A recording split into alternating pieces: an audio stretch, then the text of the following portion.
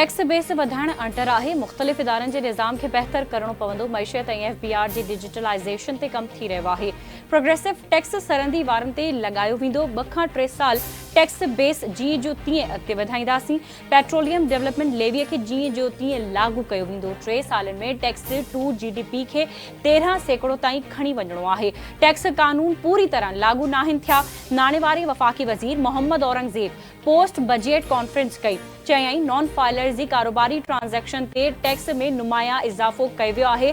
Non filers लाइ tax जी शरह 45% ताईं खणी विया आहियूं। ईंदड़ साल पेट्रोलियम लेवीअ में जीअं जो तीअं इज़ाफ़ो कयो वेंदो।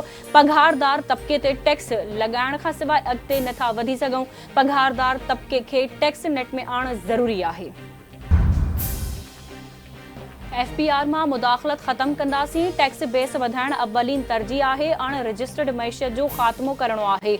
31,000 रिटेलर्स रजिस्टर्ड थी चुका आहिनि। रिटेलर्स खे टैक्स नेट में आणणु ज़रूरी आहे त जीअं ॿार विरहाए सघिजे। अप्रैल में रिटेलर्स खे पाण मुरादो रजिस्टर्ड थियण जो चयो आहे। हलंदड़ साल जुलाई खां रिटेलर्स ते टैक्स लागू थी वेंदो। रिटेलर्स ते टैक्स 2022 में लागू थियणु घुरिजे। हां, वफ़ाक़ी वज़ीर मोहम्मद औरंगज़ेब जी पोस्ट बजट कॉन्फ्रेंस सदस्य चवणु आहे त मुफ्ता इस्माइल 2022 में फिक्स टैक्स लागू करण जी ॻाल्हि कई हुई। फिक्स टैक्स खे मरहिलवार ॾिसी रहिया आहियूं। कैश ट्रांज़ैक्शन ख़त्म करे डॉक्यूमेंट ॾांहुं वधी रहिया आहियूं। इंफॉर्मेशन टेक्नोलॉजी शोबे में नौजवाननि खे सहूलियतूं फराहम कंदासीं। IT जी एक्सपोर्ट $3.5 अरब आहे। SME में बैंकुनि खे मेहनत करण जी ज़रूरत आहे। स्टेट बैंक जे गवर्नर सां 2 महीननि में बैंक्स एसोसिएशन जा 3-4 इजलास थिया आहिनि।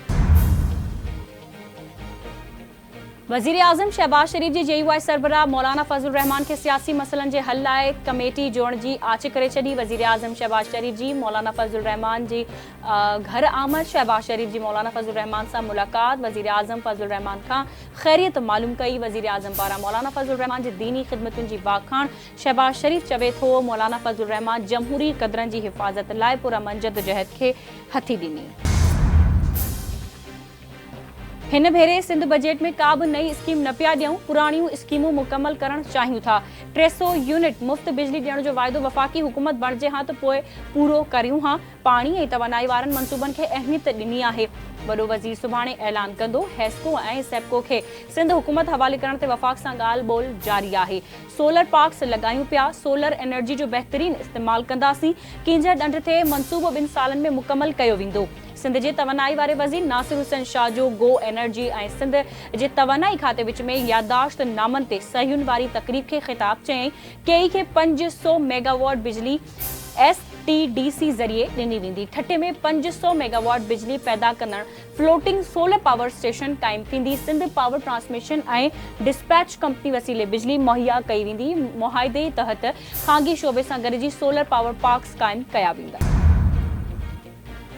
पाकिस्तान जी आबादी जो वॾो हिसो नौजवाननि ते ॿधल आहे। मौजूदा हुकूमत जे दौर में मुआशी अंग अखर बहितर थी रहिया आहिनि। महांगाई जी शरह में रिकॉर्ड घटिताई थी आहे। इतलात वारे वफ़ाक़ी वज़ीर अताउल्लाह तारड़ जूं मीडिया सां ॻाल्हियूं चवे थो महीने में महांगाई जी शरह 17 खां घटिजी 11% ते अची वई। तालीम असांजे मुआशरे ऐं मईशत जी करंगे जूं हली आहे। हलंदड़ हफ़्तो पाकिस्तान जे परॾेही मामलनि बाबति अहम हो। परॾेही वज़ीर सागदार ग़ज़ा जे हवाले सां थियल D8 कॉन्फ्रेंस में शिरकत कई। उर्दून में थियल ग़ज़ा कॉन्फ्रेंस में नायब वज़ीर आज़म सागदार पाकिस्तान जो मौक़िफ़ पेश कयो। पाकिस्तान ग़ज़ा में जारी इसराइली बरबरीती जी सख़्त लफ़्ज़नि में मज़म्मत कई। परॾेही खाते जी तर्जुमान मुमताज़ ज़हरा बलोच जी हफ़्तावार प्रेस कॉन्फ्रेंस चवे थी। इसहाक़डार उर्दून में फ़लस्तीन ऐं ग़ज़ा जी सूरत हाल ते कॉन्फ्रेंस में बि शिरकत कई।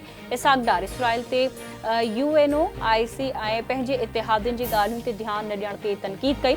नाइब वज़ीर आज़म इसहाक़डार इसराइली फ़ौज खे फ़ौजी सप्लाइज़ ते पाबंदी लॻाइण जो मुतालबो कयो। मनशियात जे ख़ात्मे बाबति आलमी इदारे जी वफ़द जे सीनियर वज़ीर सूबाई शर्जिल इनाम मेमण सां मुलाक़ात। मनशियात जे ख़ात्मे जी कोशिशुनि ऐं मनशियात जे स्मगलिंग ख़िलाफ़ क़दमनि ते ख़्यालनि जी ॾे वठि। सीनियर सूबाई वज़ीर वफ़द खे एक्साइज़ ऐं नाको टैक्स कंट्रोल खाते जे क़दमनि बाबति आगाही ॾिनी। INL वफ़द पारां मुनशियात जे ख़ात्मे बाबति सिंध हुकूमत जी कोशिशुनि जी वाखाण। शर्जिल इनाम मेमण चवे थो मुनशियात ख़िलाफ़ जंग असां सभिनी जो गॾियल मिशन आहे। समूरा सूबा नुमायां कोशिशूं करे रहिया आहिनि। सिंध हुकूमत मुनशियात फ़रोशनि ख़िलाफ़ कार्रवाइनि में अॻिते आहे। सीनियर सूबाई वज़ीर अफ़द खे नाको टैक्स कंट्रोल ऐं पुलिस जे सहकार सां जारी क्रैक जा तफ़सील बि ॾिना।